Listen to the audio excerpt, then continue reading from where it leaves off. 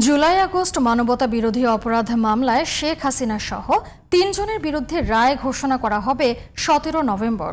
বিচারপতি গোলাম মর্তুজা মজুমদারের নেতৃত্বে ৩ বিচারপতির আন্তর্জাতিক অপরাধ ট্রাইব্যুনাল ১ এই রায় ঘোষণা করবেন। বিচার স্বচ্ছতার সাথে হয়েছে দাবি করে প্রসিকিউশন বলছে ন্যায় বিচার পাবেন তারা। আসামিদের সর্বোচ্চ সাজাও চেয়েছে প্রসিকিউশন। তবে আসামি পক্ষের রাষ্ট্র নিযুক্ত আইনজীবীর আশা শেখ হাসিনা খালাস পাবেন। সাইদুল ইসলামের রিপোর্ট। জুলাই আগস্ট মানবতা বিরোধী অপরাধের মামলায় ক্ষমতাচ্যুত প্রধানমন্ত্রী শেখ হাসিনা সহ ৩ জনের বিচার কাজ শেষ হয় গত ২৩ অক্টোবর।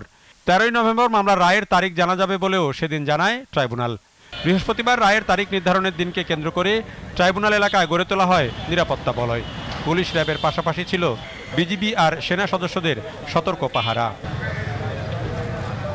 দুপুর ১২টার দিকে এজলাসে তোলা হয় মামলার গ্রেপ্তারে থাকা একমাত্র আসামি ও রাজসাক্ষী চৌধুরী আব্দুল্লাহ আল মামুনকে। মাত্র ১ মিনিটের আদেশে ট্রাইব্যুনাল জানিয়ে দেন শেখ হাসিনা সহ ৩ জনের বিরুদ্ধে রায় ১৭ নভেম্বর। আসামিদের সর্বোচ্চ সাজা চায় প্রসিকিউশন। আমরা একটা দীর্ঘ যাত্রা শেষ করেছি, আমরা এখন চূড়ান্ত পর্বে উপনীত হয়েছি।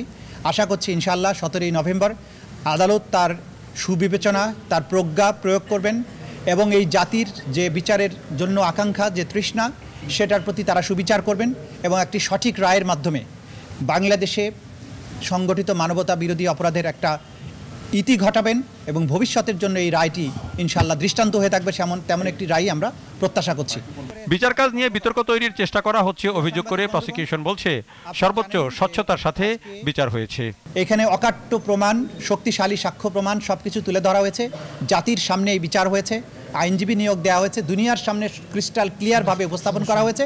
সুতরাং তারা যত খুশি প্রশ্ন করতে পারেন, আইন তার নিজস্ব গতিতে চলবে, ন্যায় বিচার তার নিজস্ব গতিতেই চলবে। যারা উস্কানি দেবেন, যারা সন্ত্রাস করার চেষ্টা করবেন, সেই ব্যাপারে আইন অনুযায়ী রাষ্ট্রের পক্ষ থেকে পদক্ষেপ গ্রহণ করা হচ্ছে, ভবিষ্যতেও হবে।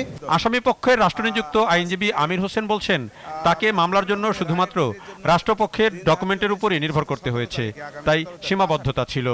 আর রাজসাক্ষী নিজেকে বাঁচাতে শেখ হাসিনার বিরুদ্ধে সাক্ষ্য দিয়েছেন বলেও দাবি তার। সে তার নিজেকে বাঁচার জন্য আমার আসামিদেরকে ভর করে নিজে বাঁচার জন্য সেই নিজেকে অ্যাপ্রুভার ডিক্লেয়ার করেছে।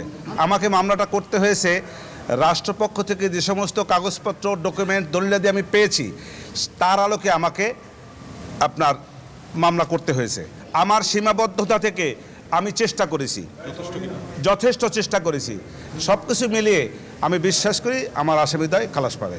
মামলায় শেখ হাসিনা সহ ৩ জনের বিরুদ্ধে রাজাকারের নাতিপুতি শব্দ ব্যবহার করে উস্কানি, প্রাণঘাতী অস্ত্র ব্যবহারের নির্দেশ ও বাস্তবায়ন, আবু সাইদ হত্যা, চানখারপুলে ৬ জনকে হত্যা এবং আশুলিয়ায় ৬ জনকে হত্যার পর লাশ পুড়িয়ে ফেলার মতো ৫টি অভিযোগে বিচার হয়। সাক্ষ্য দিয়েছেন ৫৪ জন। Saidul Islam, GTV news, Dhaka.